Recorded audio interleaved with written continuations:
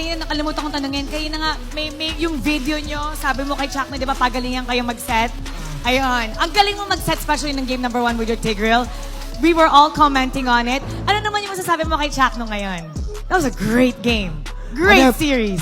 Para sa akin, sobrang galing niya talaga kanina. Wala talaga ako masabi sa performance ni Chuck, no?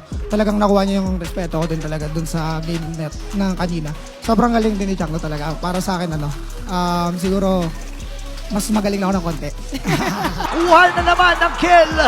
Ang nandito para dumepensa. Ang taas ng timer, kailangan salubungin ni Chuck Mamba ito. Nagamit na rin yung Glory Spotray. Sinasalubong lang ni Chuck Mamba. Napakakunat ng kabayong ito. At meron pang Sa play nga na to, Kapitan Chakno, nakadepensahan pa yung base nila sa sobrang high IQ play na ito.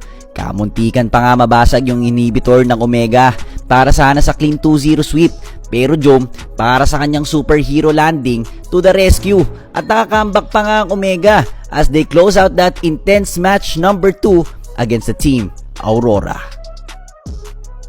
merong mga players na side ng Omega. And the ball! At sa linggong ito, parang hindi matatapos yung ating araw na hindi tayo aabot ng game number 3. Renny J and Edward, si Ryota naman ang tina-target.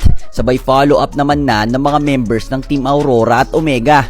Naiwan pa nga si Ryota sa may top, and that's going to be 3 out of 1 trade para sa play na yon, mga sir. Natagpuan ni Demon Kite. Alisama pa si Okira. Again, walang Piraga armor yung X-Borg. At haharapin na nga, kinakalbot-kalbot pa. And Edward on display, tremendous final slash, getting 3, sabay Spear of Destruction agad ni Doming, at go time na nga yun para sa mga taga-Aurora. Bagsak si Ryota, tapos diretso na agad sa Lord para naman makasecure na nila yon for their arsenal.